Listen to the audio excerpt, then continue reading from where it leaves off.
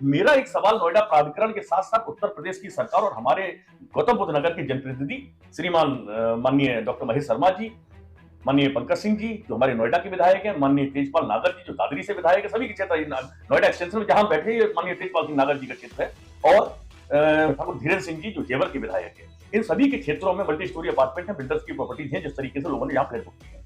अब स्थिति आप देखिए कि पैसा 25% लेना प्राधिकरण को है। प्राधिकरण कौन है? सरकार की संस्था है।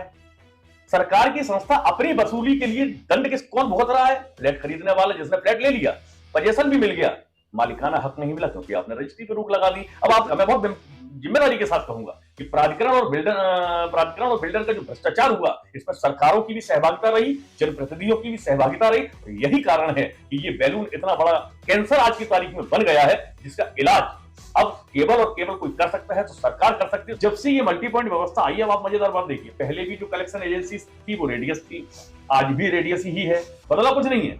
इन्होंने क्या किया, वही मीटर, डुअल मीटर जो पहले लगे हुए थे वो काम कर सकते थे इनके सिस्टम के साथ, क्योंकि कलेक्शन एजेंसी का सॉफ्टवेयर वही था, इनका भी सिस्टम वही था। रिचार्ज भी आपने यूपीआई पीसीएल का ऐप बना लिया, जब वो पैसा उसी के थ्रू रहा है। तो परिवर्तन कहां हुआ? कुछ नहीं हुआ। अल्टीमेटली एक फ्लैट के ऊपर आप बहुत बड़ी कैलकुलेशन बता रहा हूं मैं आपको, 22,000 रुपया पर फ्लैट ले रहे हैं। नोएडा के अंदर अगर आप एक कैलकुलेशन लगा लीजिए कि एक सोसाइटी के अंदर 5,000 फ्लैट हैं, तो 5 दूनी 10, लगभग 11 करोड़ रुपए आ गया एक सोसाइटी से।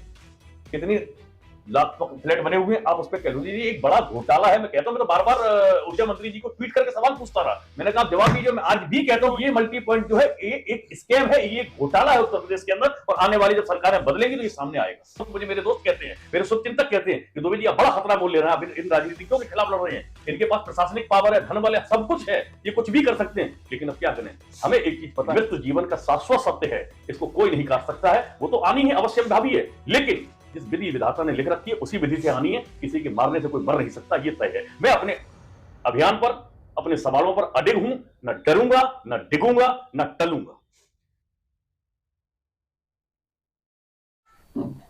वेलकम एवरीवन, मैं हिमांशु शर्मा, आप देख रहे हैं रिलायबल फैसिलिटीज मैनेजमेंट। मेरे साथ हैं एडवोकेट नवीन दुबे जी, जो नोएडा में, ग्रेटर नोएडा जो लोकसभा क्षेत्र है और जो सांसद हैं यहाँ के, उनके संसदीय क्षेत्र में एक पोस्टर जारी करवाए गए हैं दुबे जी के द्वारा, जिसमें इन्होंने उनसे कोई 10 सवाल पूछे हैं और सारे में इन्होंने पोस्टर लगा दिए हैं। तो इस बारे में हम सर से चर्चा करेंगे और जानेंगे क्या पूरा मसला है और क्यों ये पोस्टर लगाने की जरूरत आ पड़ी। सर बहुत बहुत स्वागत है आपका हमारे चैनल पर। नमस्कार। आपने हमें समय दिया, उसके लिए बहुत बहुत धन्यवाद। तो सर ये मतलब क्या जरूरत पड़ी ये पोस्टर लगवाने की? ऐसी मतलब क्या नाराजगी थी कि पूरे जगह आपने तो भर भर के पोस्टर लगवा दिए? क्या कारण रहा? हिमांशु जी, हमने गौतम बुद्ध नगर लोकसभा क्षेत्र में 4,000 पोस्टर प्रति विधानसभा, आप समझिए, खुर्जा विधानसभा, सिकंदराबाद विधानसभा, आपकी दादरी विधानसभा और जेवर विधानसभा, नोएडा विधानसभा, इन 5 विधानसभाओं में लगवाई है। और हमारा कोई नाराजगी के विषय नहीं है। नाराजगी एक्चुअली ये है कि एक जन जागरण है, और जो हमारे नोएडा के लोग हैं, हम इस गौतम बुद्ध नगर क्षेत्र के जितने भी लोकसभा क्षेत्र के लोग हैं, वोटर हैं, जिस उम्मीद से वो वोट करते हैं, हमने 10 साल में 2 बार डॉक्टर महेश शर्मा जी को चुना है। डॉक्टर महेश शर्मा जी को बतौर सांसद, सांसद का मतलब होता है कि सांसद जी हमारे जनप्रतिनिधि होते हैं, हमारी बात को रिप्रेजेंट करते हैं, वो लोकसभा के अंदर, संसद में, सदन के अंदर हमारे विषय को उठाने के लिए उनको हम लोग चुनते हैं। दुर्भाग्य की बात यह है कि पिछले 10 वर्ष के कार्यकाल में वो एक बार मंत्री भी रहे, बावजूद इसके उन्होंने गौतम बुद्ध नगर लोकसभा क्षेत्र के विषयों को उठाने की जरूरत नहीं समझी। और यही हमारी शिकायत है। ये मेरी अकेली कोई निजी शिकायत नहीं है, ये पूरे क्षेत्र की जनता का विषय है, जनता का की शिकायत है कि उन्होंने कहीं कोई काम नहीं किया। अब आप एक चीज देखिए, मैं एक एक करके चीजों पे आता हूं। फ्लैट ओनर्स के विषय को आप ले लीजिए, इसी पे डिस्कस कर लें सर, एक एक करके। 10 पॉइंट है सर ने पहले लिखा था इसमें, मतलब क्षेत्र की जनता के सवाल जी। आपने इसमें पहला जो पॉइंट है, पिछले 10 वर्षों में फ्लैट पोजेशन और दिवालिया जो बिल्डर प्रोजेक्ट है रजिस्ट्री के लिए आपने क्या किया, ये आपने उनसे पूछा है। और नोएडा में हमने दिन प्रतिदिन इस तरह के कई मुद्दों को देखा है और ये बहुत बड़ी समस्या है। तो सर आपके उसमें कैसा लगा कि आपको इसी चीज को लेके इनको घेरना चाहिए या क्या जरूरत पड़ी? नहीं, देखिए ऐसा है हिमांशु जी, सबसे बड़ी चीज क्या है कि आप समझिए एक आदमी जो एनसीआर क्षेत्र में, दिल्ली में, नोएडा में, गुड़गांव, फरीदाबाद में जब आता है काम करने, तो वो एक सपने लेके आता है कि भाई ठीक है, हम यहाँ काम कर रहे हैं, नौकरी कर रहे हैं, मध्यम वर्गीय होता है, लोअर मिडिल क्लास के लोग हम सब लोग हैं, तो हम लोग ये सोच के आते हैं भाई ठीक है, एक हमारी छोटी छोटी जो संचय हम करते हैं, धन का पैसा बचाते हैं, अपने खर्चों में कटौती करके किसी तरीके से जो हम संचय करते हैं, उस पैसे को हम अपने सपनों का घर खरीदते हैं। हमने पैसे दिए, लोगों ने बिल्डर को अपने दे के फ्लैट बुक करा दिए।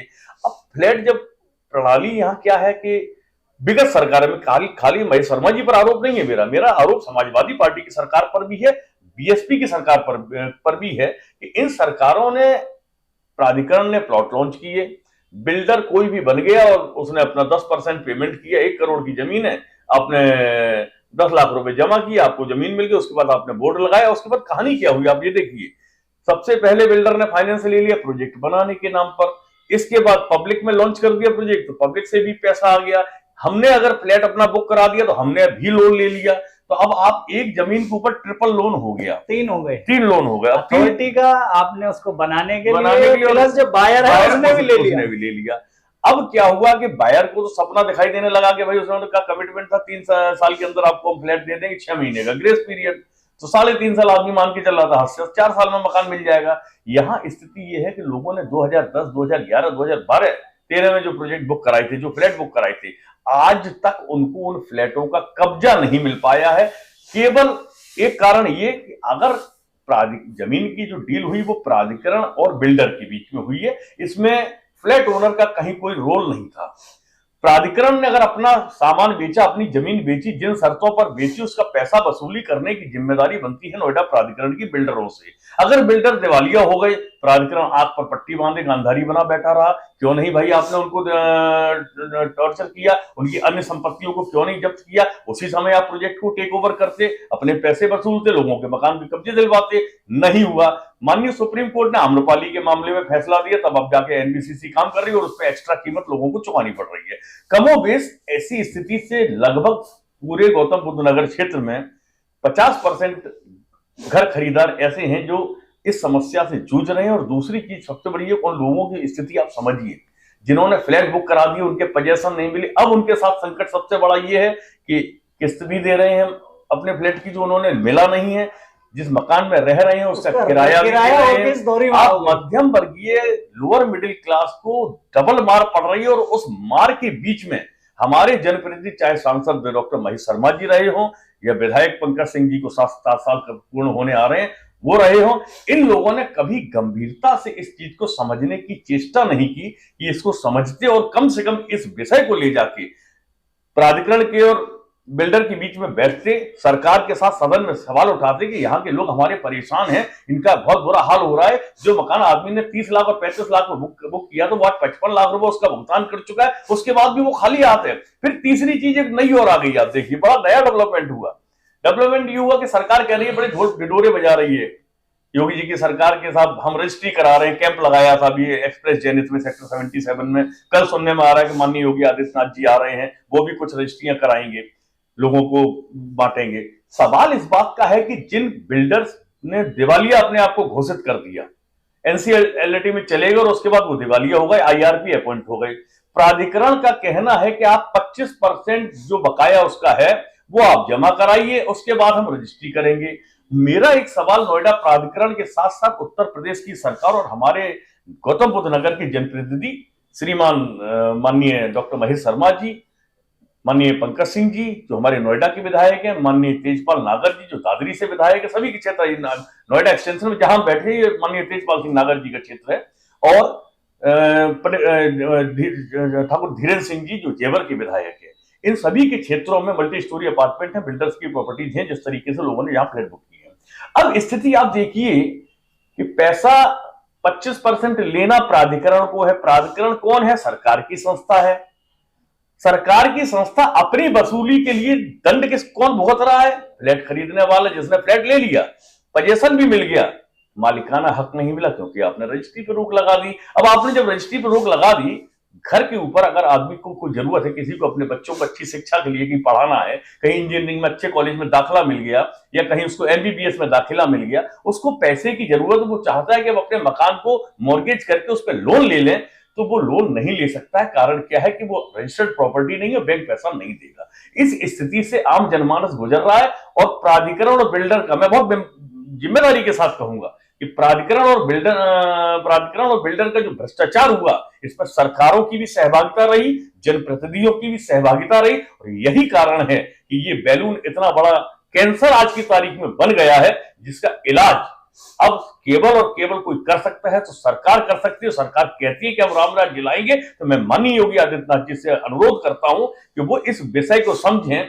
जो व्यक्ति परिवार का मुखिया होता है, एक आदमी कमा रहा है, 2 बच्चे पढ़ रहे हैं, स्कूलों की फीस आप जानते हैं 10,000 से नीचे किसी स्कूल में बच्चे की फीस नहीं है, वो किस तरीके से अपना जीवन यापन करेगा। 50,000 रुपए महीना कमाने वाला कैसे यहां जीवन जी रहा है, उसकी दशा और दिशा को समझने की जरूरत है। सरकार के पास बहुत बड़ा तंत्र है।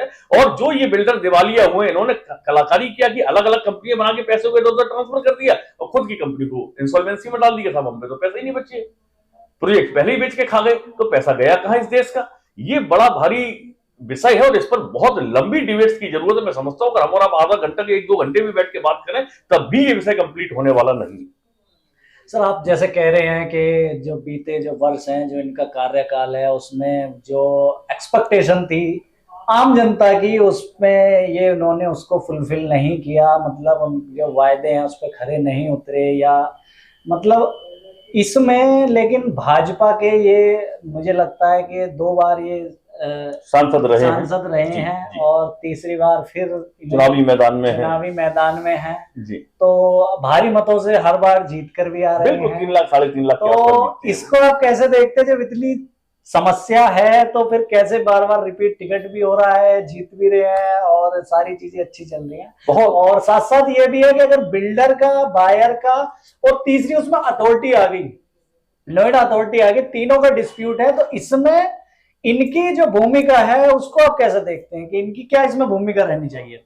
देखिए, ऐसा होता है, जो हमारा जनप्रतिनिधि होता है उसकी भूमिका वही होती है जो घर में पिता की भूमिका होती है, मुखिया की भूमिका होती है, संरक्षक की भूमिका होती है। आप हमारे जनप्रतिनिधि हैं, आप हमारे संरक्षक हैं, आप हमारे गार्जियन हैं, तो जिम्मेदारी आपकी बनती है कि आप उस समस्या को हल कराएं। आप जनप्रतिनिधि हैं, आप अगर चाहते तो बहुत कुछ करा सकते थे।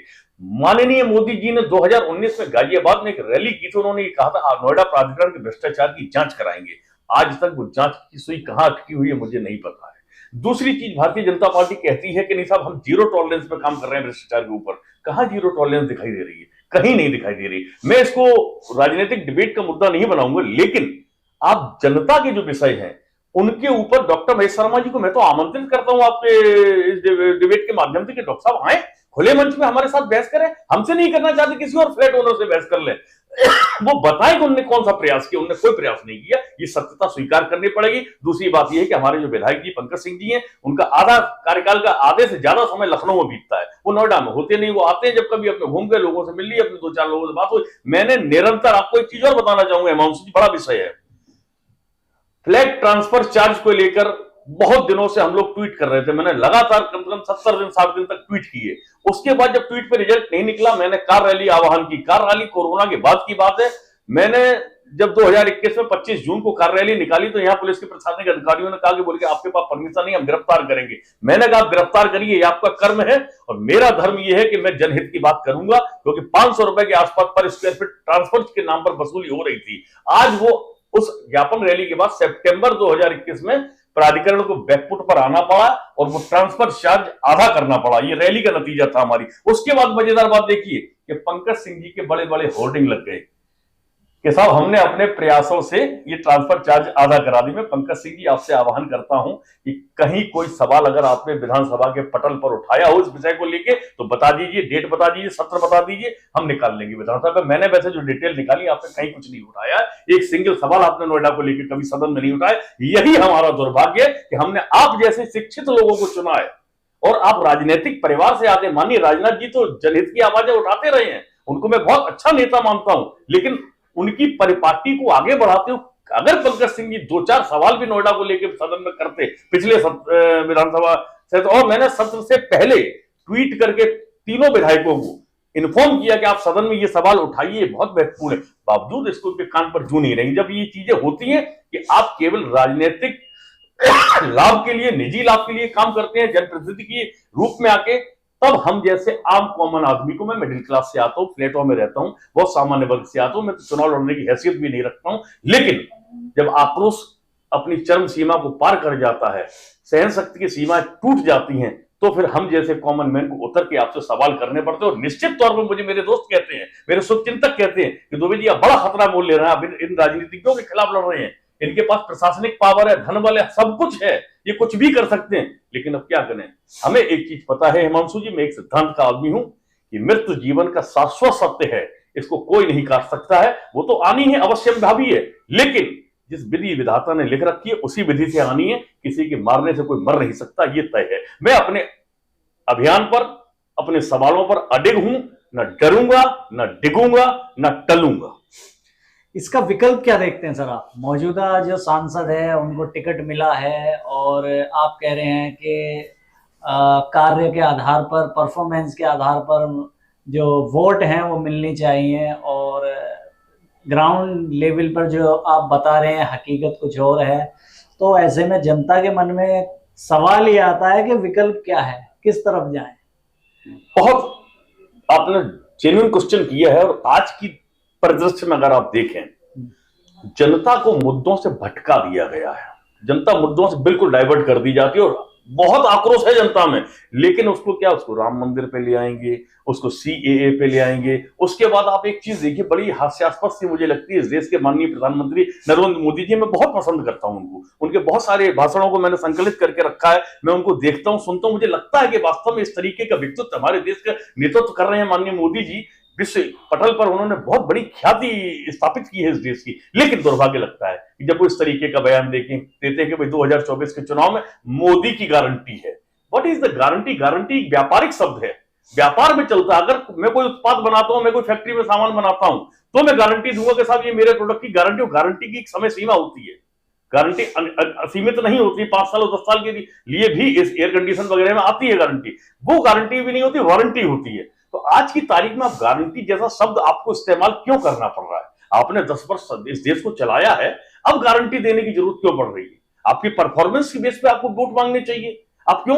मैं तो मोदी जी से कहता हूं, अमित शाह जी से कहता हूं, भारतीय जनता पार्टी के राष्ट्रीय अध्यक्ष जेपी नड्डा जी से सवाल करता हूं कि आप लोग इस देश के नीति निर्माता हैं, आप बड़े लोग हैं, आप अपने सांसदों से एक सवाल पूछिए। विपक्ष से तो आप दुनिया भर के सवाल पूछ रहे हैं, विपक्ष करप्ट है, इसीलिए हमने नहीं चुना उसको, आप ईमानदार थे, हमने इसलिए आपको चुना। आज की तारीख में आप एक चीज का जवाब मुझे भारतीय जनता पार्टी का नेतृत्व दे दे, उनके कोई भी जिम्मेदार पदाधिकारी दे दें कि गारंटी का मतलब क्या है, किस बात के लिए गारंटी है, पहली चीज। दूसरी चीज आती है कि आपके सांसदों ने, आपके पास bunch of member of parliament था, बड़े सांसदों की संख्या है, क्या किसी सांसद ने अपने लोकसभा क्षेत्र में ईमानदारी से कोई काम किया है? अगर किया होता तो मैं एक सांसद का नाम जानता हूं, केवल और केवल झारखंड में जो सांसद आते हैं निशिकांत दुबे, उन्होंने अपने यहां देवघर में एयरपोर्ट लिया, सवाल उठाते हैं, जवाब देते, सदन में ऐसे बोलते हुए सांसद देखना हम लोगों को अच्छा लगता है। केवल यस मैन बन के हमारे सांसद डॉक्टर महेश शर्मा जी जाके सदन में बैठ गए, ऐसे यसमैन नहीं चुनने हैं। और जनता को अभी क्या आप देखिए, सीए पे डाइवर्ट कर रहे हैं, इस पे डाइवर्ट कर रहे हो। और आप मजेदार बात देखिए, अभी इलेक्ट्रोल बॉन्ड का मामला आया, उसके तुरंत अगले दिन जैसे ही माननीय सुप्रीम कोर्ट ने तीखी टिप्पणी करी है, अगले दिन आप सीएए लेके आ गए। और जबकि सीएए में कहीं कोई नुकसानदायक चीज नहीं है, जनता भी जानती है, नेता भी जानते हैं, लेकिन उसके पहले आपने देखिए ग्राउंड बनाया गया। हेमंता बिस्वा शर्मा बहुत विवादित बयान देते रहे, असम के मुख्यमंत्री जी। इसके बाद पुष्कर सिंह धामी जी के बयान आ गए कि नहीं साहब सीए लाएंगे, सीए लाएंगे। अरे यार, किसको डरा रहे थे? भारत के नागरिकों को आप डराओगे? भारत एक पूरी संप्रभुता संपन्न देश है, जिसके अंदर सभी धर्म वर्ग संप्रदाय के लोग रहते हैं। हम एक धर्मनिरपेक्ष देश के रूप में स्वीकार किए गए हैं विश्व में। हमने अपने आप को डिक्लेयर किया। वसुधैव कुटुंबकम का नारा और उसका प्रतिपादन हमारे माननीय प्रधानमंत्री नरेंद्र मोदी जी करते हैं। ऐसी स्थिति में जब इस तरीके के बयान आते हैं, सीएए जिस तरीके से आपने पेश किया, आपाधापी में आपने पेश कर दिया। आप 2019 में पास कर चुके थे, इसे कभी भी कर सकते थे। कोरोना के बाद 2022 के सत्र से आप तब भी कर लेते, उसी समय नोटिफिकेशन हो जाना चाहिए था। आप अब लेके आए हैं और आपकी ये मंशा थी कि भाई ऐसा है कि 22 जनवरी को हमने श्री राम मंदिर का प्राण प्रतिष्ठा कर दी, उसका लाभ हमें मिलेगा, लेकिन जनता दर्शन में मगन। दर्शन मंदिर जब नहीं बना तो उससे पहले भी जनता की आस्था भगवान श्री राम में अगाध आस्था हुआ करती थी, आज भी अगाध आस्था है। अभी वर्तमान में सर जो हम जो ये कवर कर रहे हैं उसके पीछे का उद्देश्य ये है कि हमारा जो उद्देश्य रहता है कि रियल एस्टेट सेक्टर में, हाउसिंग सोसाइटीज़ में जो भी इश्यूज आ रहे हैं उनको हम मोस्टली ज़्यादा कवर करते हैं और उन पे हम ज़्यादा मेजर ध्यान देते हैं। तो मैं आपसे सिर्फ ये जानना चाह रहा था कि आप रियल एस्टेट सेक्टर है या ये हाउसिंग सोसाइटीज़ के जो इश्यूज हैं, ये क्योंकि आप खुद इनमें जुड़े हुए हैं तो आपको अच्छे से पता है, तो क्या कितने ऐसे मुद्दे हैं जो गंभीर मुद्दे हैं और आपको लगता है कम से कम इन मुद्दों का समाधान तो होना ही चाहिए? हिमांशु जी देखिए, ऐसा सबसे बड़ा और हॉट मुद्दा अभी है, ज़्यादा पुराना नहीं है, 1 साल से ही शुरू हुआ है। पिछले साल मई जून से इन्होंने मल्टी पॉइंट बिजली के कनेक्शन देना शुरू किया था पश्चिमांचल विद्युत वितरण निगम लिमिटेड में। कहानी क्या हुई, सरकार ये कहती है कि किसी भी उपभोक्ता से मीटर चार्ज नहीं लिया जाएगा, नोटिफिकेशन जारी की गई। बावजूद इसके जहां जहां जिन जिन सोसाइटीज में मल्टी पॉइंट कनेक्शन लगे हैं वहां उपभोक्ताओं से प्रतिदिन के हिसाब से 59 रुपए 60 पैसे प्रीपेड मीटर से, प्रीपेड के रिचार्ज से पैसा काटा जा रहा है मीटर का, जो कि 22,000 रुपए प्रति माह और प्रति वर्ष बैठता है, मतलब लगभग 22,000 रुपए उससे कटेगा, 59 रुपए 60 पैसे प्रतिदिन के हिसाब से। इसके बाद मजेदार बात क्या हुई कि पहले जो कॉमन एरिया मेंटेनेंस लगता था, जो बिल्डर लेता था या एओए लेती थी, उस पैसे में हमारी कॉमन एरिया की लाइट जैसे क्लब हो गए, अदर वॉकिंग एरिया हो गए, ग्रीन एरिया हो गए, एलपी थिएटर हो गए, ये सब चीजें हो गई जो मेंटेन होते थे, आपके पंप चलते थे, इस बात बहुत सारी चीजें हैं, वो सब कॉमन एरिया की लाइट, लिफ्ट हैं, ये सारी चीजें चलती थी। अब क्या है कि वो चीजें का जो कॉमन एरिया का सिस्टम है वो पीवीएनएल ने अपने हाथ में ले लिया। अपने हाथ में ले लिया तो बिल्डर ने या एओए ने मान लीजिए 15 पैसे 20 पैसे 25 पैसे कम कर दिया आपके मेंटेनेंस में, लेकिन इधर लोड बढ़ गया। तो जिस मल्टी पॉइंट व्यवस्था को सरकार लेके आई थी और ये लोगों को उम्मीद थी कि हमें, जैसे बिल्डर लोड बेचते थे 25-30 हजार रुपए पर किलोवाट का लोड बेचते थे, दुर्भाग्य ये कि जो सोसाइटी 2015, 16, 17 में पोजीशन दी गई, हर व्यक्ति ने अपनी जरूरत के हिसाब से लोड पहले ही ले लिया था, उसकी मजबूरी थी, बिल्डर लूट रहे थे, हम लोग लूट रहे थे। समाजवादी पार्टी की सरकार थी उस समय, 2017 के बाद योगी जी की सरकार आई, हमें उम्मीद थी कुछ बदलाव होगा, बदलाव कहीं नहीं हुआ। तो लंका में सब 52 गज के हैं, ये बात तो हम कहने में कोई गुरेज मुझे नहीं है। दूसरी चीज ये आती है कि सोसाइटीज की विषय पर अगर हम बात करें तो सोसाइटीज में आप कूड़े उठाने की व्यवस्था को देखें, इसका जो कंक्लूजन करते हैं एनपीसीएल की तरफ से या यूपीपीसीएल की तरफ से मल्टी पॉइंट कनेक्शन जो लगाए जा रहे हैं, इसकी एक मैं फीडबैक लेना चाहूंगा कि लोग बिल्डर के साथ ज्यादा खुश थे डेवलपर के, या ये मल्टी पॉइंट कनेक्शन में जब सीधा बिजली विभाग ही उसको ऑपरेट कर रही है, डायरेक्ट संपर्क हो गया दोनों का, अब ज्यादा खुश हैं? क्या कहना चाहेंगे? नहीं, पहले वाली व्यवस्था में लोग ज्यादा खुश थे, खासकर वो लोग जो पहले से रह रहे थे, वो लोग जिन्होंने बहुत बाद में फ्लैट मिले। तो आप देखिए, अगर किसी सोसाइटी में 5,000 फ्लैट है तो लगभग 4,4200 फ्लैट का पोजीशन पहले ही हो चुका था। अब 500-700 लोग जो बाद में आए हैं, उन्हें अगर लोड बढ़ाने में 116-118 रुपए पर किलोवाट लगता है, पहले वो 28-30 हजार रुपए लगता था, ये फायदा तो मिला उनको। लेकिन जो मास में फ्लैट ओनर्स हैं उनका नुकसान हुआ है। उनका नुकसान कैसे हुआ है भाई? अगर हमने एक अच्छी सोसाइटी में घर फ्लैट लिया है तो हमें उसकी पेइंग कैपेसिटी के लिए तैयार रहना पड़ेगा, मेंटेनेंस देने के लिए तैयार रहना पड़ेगा। अगर हमें कम मेंटेनेंस देना है तो हम किसी और सोसाइटी में चले जाएंगे जहां मेंटेनेंस कम होगा। सुविधाएं आपको अगर सारी चाहिए तो यू हैव टू पे फॉर दैट। अच्छी सर्विसेज के लिए अच्छा पैसा देना पड़ता है। जब से ये मल्टी पॉइंट व्यवस्था आई है, अब आप मजेदार बात देखिए, पहले भी जो कलेक्शन एजेंसी थी वो रेडियस थी, आज भी रेडियस ही है, बदला कुछ नहीं है। इन्होंने क्या किया, वही मीटर, डुअल मीटर जो पहले लगे हुए थे वो काम कर सकते थे इनके सिस्टम के साथ, क्योंकि कलेक्शन एजेंसी का सॉफ्टवेयर वही था, इनका भी सिस्टम वही था, रिचार्ज भी आपने यूपीपीसीएल का ऐप बना लिया, जब वो पैसा उसी के थ्रू रहा है। तो परिवर्तन कहां हुआ? कुछ नहीं हुआ। अल्टीमेटली एक फ्लैट के ऊपर, आप बहुत बड़ी कैलकुलेशन बता रहा हूं मैं आपको, 22,000 रुपए आप पर फ्लैट ले रहे हैं। नोएडा के अंदर अगर आप एक कैलकुलेशन लगा लीजिए कि एक सोसाइटी के अंदर 5,000 फ्लैट हैं तो 5 दूनी 10, लगभग 11 करोड़ रुपए आ गया एक सोसाइटी से। कितनी लाख फ्लैट बने हुए हैं, आप उस पर कह लीजिए एक बड़ा घोटाला है। मैं कहता हूं, मैं तो बार बार ऊर्जा मंत्री जी को ट्वीट करके सवाल पूछता रहा, मैंने कहा आप जवाब दीजिए। मैं आज भी कहता हूं, तो इसका जिम्मेदारी के साथ कह रहा हूं भाई साहब कि ये मल्टी पॉइंट जो है ये एक स्कैम है, ये घोटाला है उत्तर प्रदेश के अंदर, और आने वाली जब सरकारें बदलेंगी तो ये सामने आएगा। तो सर के हिसाब से हम इसका कंक्लूजन तो करते हैं कि मल्टी पॉइंट कनेक्शन में अभी लोग ज्यादा खुश नहीं है जितना वो पहले थे। तो सर दूसरा मुद्दा सबसे ज्यादा जो रहता है आजकल सोसाइटी में, ये माहौल बन गया है सोसाइटी वर्सेस डॉग लवर्स जी। ये मतलब एक सिनेरियो हर सोसाइटी में बन गया है। इसको आप कैसे देखते हैं? क्या डॉगों से घृणा करनी ही चाहिए? क्या उनके बिल्कुल खिलाफ हो जाना चाहिए? या इसका क्या समाधान हो सकता है सर? क्योंकि इससे पुलिस प्रशासन सब परेशान हो गए, सबने सरेंडर कर दिया।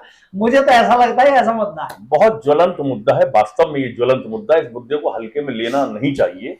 आप एक चीज देखिए, सरकार ने वन्य जीव अधिनियम बनाया हुआ है, एक्ट है इसके लिए। अगर आपकी सोसाइटी के आसपास कहीं सांप निकल आता है, लोगों में जागरूकता की कमी है या सरकार के जो एजेंसीज है वो जागरूक करना नहीं चाहती है। आपके आसपास इलाके में कहीं अगर सांप निकल आता है, सोसाइटी में सांप निकल आता है, आप फॉरेस्ट डिपार्टमेंट को फोन करिए, उनकी टीम आती है, फटाफट वो रेस्क्यू करते हैं, उसको ले जाते हैं, उसके प्रकृतिवास में उसको छोड़ देते हैं। तो अब क्या है, जहां सांप निकला लोगों ने उठाई लाठी, उसको मारना शुरू कर दिया। और मैं आपके इस चैनल के माध्यम से बताना चाहता हूं कि किसी भी सांप को मारने पर 7 वर्ष की सजा है, ये प्रोविजन है। लोगों को इस तरीके से वन्य जीवों को मारना गलत है। आप फॉरेस्ट डिपार्टमेंट को इन्फॉर्म करिए, वो लेके आते हैं हमारे केप टाउन में निकले हैं, मैंने बुलाया उनको, फटाफट आते हैं, सर्विस अच्छी, नो डाउट, किसी को क्रिटिक्स नहीं करूंगा। दूसरी चीज आती है स्ट्रीट डॉग, बहुत ज्वलंत मुद्दा है। देखिए ऐसा है, प्रकृति के संतुलन के लिए जिस तरीके से पेड़ पौधे पानी हर चीज जरूरी है, उसी तरीके से इन जीवों का जीवन भी बहुत जरूरी है। प्रकृति संतुलन अगर नहीं होगा, आप एक चीज देखिए कि पहले जमाने में हम लोग जब होते तो चील और गिद्ध बहुत नजर आते थे, आज वो सब चीजें विलुप्त होती जा रही हैं, वो विलुप्त प्राय हो रहे हैं। तो हमें इस चीज को बचाना और संरक्षित करने की जरूरत है। स्ट्रीट डॉग्स का विषय ऐसा, देखिए स्ट्रीट डॉग्स को आप नेगेटिव और पॉजिटिव दोनों नजरिए से देख सकते हैं। एक जानवर, यदि मैं समझता हूं सांप एक रास्ते से जा रहा, आप एक रास्ते जा रहे हैं, वो कभी आपको हमला नहीं करेगा अनटिल अनलेस कि आपका पैर उसके ऊपर ना पड़े। स्ट्रीट डॉग्स की स्थिति ये होती है कि आपका अगर पहनावा थोड़ा सा उस टाइप का जिससे उनको डर लगता है तो वो आपके ऊपर भौंकते हैं। कभी कभी क्या होता है कि जैसे स्ट्रीट डॉग के बच्चों के साथ वो बैठी हुई है फीमेल डॉग, अब वो कोई बच्चा निकला या कोई आदमी निकला तो उसको क्या है कि उस समय इनसिक्योरिटी फील होती है, वो बच्चों के साथ होती है, तो वो उस स्थिति में आक्रामक होती है, हमला करती है, ये सच्चाई। और वो हमला कोई भी जानवर हो, मतलब अकेले स्ट्रीट डॉग्स का विषय नहीं, कोई भी जानवर, इवन अगर आपने अपने घर में भी पाल रखा है और उसने अगर बच्चे दे दिए हैं तो उस समय उसका ओनर को भी वो बर्दाश्त नहीं करती है, थोड़े समय तक उसको सामान्य होने में समय लगता है। दूसरी चीज ये आती है कि क्योंकि नोएडा के अंदर नोएडा प्राधिकरण है, नोएडा प्राधिकरण ने एफिडेविट दे दिया स्ट्रीट डॉग के मामले में माननीय हाईकोर्ट में कि साहब हम तो यहाँ नगर निगम है नहीं, लिहाजा स्ट्रीट डॉग्स का विषय हमसे जुड़ा हुआ नहीं है, हम इसमें कुछ नहीं कर सकते, पल्ला झाड़ लिया। अब सांसद जी से मैं पूछना चाहता हूं, विधायक जी से पूछना चाहता हूं, हमारे यहाँ नगर निगम तो है नहीं जो हम अपने पार्षद से पूछते जाके। 12 लाख 15 लाख की आबादी नोएडा शहर की है और जवाबदेही किसी की नहीं है। अब नगर निगम नहीं है तो स्ट्रीट डॉग्स को देखेगा कौन? ये सबसे बड़ा मुद्दा यही है, सबसे बड़ा मुद्दा है, क्योंकि गाजियाबाद में नगर निगम है तो गाजियाबाद अच्छे से वहां उसने पहले ही गाइडलाइन बनाई थी कि डॉग्स का जो आप रजिस्ट्रेशन कराएंगे, रजिस्ट्रेशन नहीं है तो ये पेनल्टी लगेगी, फाइन लगेगा। और भी उसने नियमावली जारी की थी जिसका मतलब 100% तो नहीं होता पर पालन हो रहा है काफी हद तक। यहाँ उसका ही अभाव एक नजर आ रहा है इस बात की चर्चा करते हुए। बिल्कुल हिमांशु जी, आप एक चीज देखिए, प्राधिकरण ने एक स्कीम निकाली, 500 रुपए प्रति पेट डॉग आप जमा करेंगे, लोगों ने किए भी। प्राधिकरण ये बताना भूल गया कि जो 500 रुपए आप देंगे, आप पेट जो पेट ओनर्स हैं उनसे मांग रहे थे। हम ये कहते हैं प्राधिकरण को अगर इतनी पैसे की कमी है तो एक अनाउंसमेंट कर दे कि जो लोग डोनेट करना चाहें पैसा वो ये स्ट्रीट डॉग्स फंड के लिए अलग से दे दें। मैं समझता हूं इतना पैसा आ जाएगा कि प्राधिकरण संभाल नहीं जाएगा। सारे डॉग्स का जितने हैं हमारे क्षेत्र में, पूरे में, शहरी में और ग्रामीण क्षेत्र में, सबका स्टरलाइजेशन हो जाएगा, उनकी जनसंख्या आगे बढ़ेगी नहीं और जो है उनको भोजन भी समय से मुहैया होगा। प्राधिकरण अलग अलग क्लस्टर बना के वहां ड्यूटी लगा दे कि देखिए ऐसा इनका प्राकृतवास होता है। डॉग्स एक ऐसा जीव है, वो शहरी क्षेत्र में रहता है, मनुष्यों के बीच में रहता है। जंगल में कभी डॉग्स नहीं रह सकते हैं, गाय नहीं रह सकती, बाकी आप जानवर रह सकते हैं, लेकिन जो डोमेस्टिक एनिमल्स होती है, डोमेस्टिक एनिमल्स होते हैं, घरेलू होते हैं, फ्रेंडली होते हैं, तो इनको तो जनता के लोगों के बीच में रहना ही पड़ेगा। अच्छा, कई मामलों में आप देखें तो कई जगह ऐसे भी मामले देखने को मिले हैं कि जहां स्ट्रीट डॉग ने भौंकने के बाद कई घटनाओं को रोका है, बदमाश भी पकड़े गए हैं, उससे शोर शराबा होता है, लोग जागरूक होते हैं। दूसरी तरफ मेरा यह भी मानना है कि जिस तरीके से हमारे यहाँ सांसद मेनका गांधी जी और विजय गोयल जी, वो दोनों भारतीय जनता पार्टी के सांसद हैं, दोनों में टकराव चल रहा, मुझे लगता है कि इनको अक्रॉस द टेबल बैठना चाहिए आपस में, एक ही पार्टी के, और भारतीय जनता पार्टी के शीर्ष नेतृत्व से किसी बड़े मंत्री को या नेताजी को बैठ जाना चाहिए, माननीय मोदी जी बुलाने दोनों को। ये विषय 15 से 20 मिनट के अंदर सॉर्ट आउट हो सकता है। एग्रेशन कहां आता है? दो चीजें होती है, जिसके बच्चे को अगर किसी स्ट्रीट डॉग ने काट लिया या आपके पेट ने काट लिया, तो जाहिर सी बात है मेरे बच्चे को अगर कोई कुत्ता काटेगा तो मुझे एग्रेशन आएगा, मेरा क्रोध जागृत होगा, और मेरा अगर क्रोध उस समय आक्रोश में आ रहा है, मैं उसके खिलाफ कुछ बोल रहा हूं, एक्शन की कार्रवाई की मांग कर रहा हूं, तो ये मेरा आक्रोश जायज है, क्योंकि मेरे बच्चे को काटा बच्चा हमारा प्रिय है। दूसरी चीज आती है कि डॉग लवर्स के साथ क्या दिक्कत है, वो लोग भी अच्छे लोग हैं, वो भी देखिए ऐसा है कि प्रकृति ने जिस चीज को प्रदान किया उनकी सेवा करने में लगे हैं, तो उनको भी लगता है कि भैया इनके रक्षण किया जाए। लेकिन वो रक्षण के में क्या हो जाता है कि जिस तरीके के एक्ट बने हुए हैं वो मिसयूज ऑफ पावर की तरफ डाइवर्ट हो जाता है। मिसयूज ऑफ पावर की तरफ डाइवर्ट होता है तो जो पीड़ित है उसका घाव भरने की बजाय वो जख्म बन जाता है, और ये मामला चला जाता है थाना में जाकर पुलिस के लिए एक नया सिरदर्द खड़ा हो जाता है कि भाई ऐसा मुकदमा है। और कई मामलों में हमने देखा भी, मैं बात कर रहा था डॉक्टर मिस्टर जोगिंदर सिंह जी हमारे यहाँ नोएडा में काफी जागरूक है इस चीज को लेकर, अच्छी बात है। लेकिन मेरा ये मानना है कि इन दोनों के बीच में पेट लवर्स और जो पेट फ्रेंडली लोग हैं, दूसरे जो है जो इनको बिल्कुल टोटली अगेंस्ट है, अगेंस्ट आपको किसी जीव जंतु के नहीं होना चाहिए। निश्चित तौर पर इनके बीच में किसी ना किसी को ब्रिज बनना पड़ेगा, और ब्रिज बन के दोनों लोग समाधान की तरफ अगर सोचेंगे तो मैं समझता हूं ये समस्या बहुत बड़ी नहीं है, समाधान हो सकता है। लेकिन इसी के साथ मैं उत्तर प्रदेश की सरकार से जरूर मांग करूंगा कि नोएडा जैसे शहर को नगर निगम की आवश्यकता है। अगर नगर निगम को नाम ना देना चाहें तो कोई एक विभाग खड़ा कर दीजिए जो कम से कम इस तरीके की चीजों के लिए जिम्मेदार हो, उसका दायित्व सिद्ध हो, वो उन पर काम कर सके। तो एडवोकेट नवीन दुबे साहब ने हमें बहुत ही मतलब आने वाले चुनावों को लेकर तो चर्चा हुई ही, और जो मौजूदा सांसद हैं उनके जो काम हैं, कार्य हैं, उनके बारे में भी विशेष बातें हुई। नोएडा अथॉरिटी के संबंध में जो रजिस्ट्री का मुद्दा है वो भी सर ने बड़े मतलब आराम से एक्सप्लेन किया। और मल्टी पॉइंट कनेक्शन एक ऐसा है जहां बहुत ही किंतु परंतु है, जो सोसाइटी अभी तक नहीं आई है उन पे भी कंफ्यूजन है, तो उनको भी एक संदेश मिल गया है कि भैया आपको क्या करना है क्या नहीं करना है।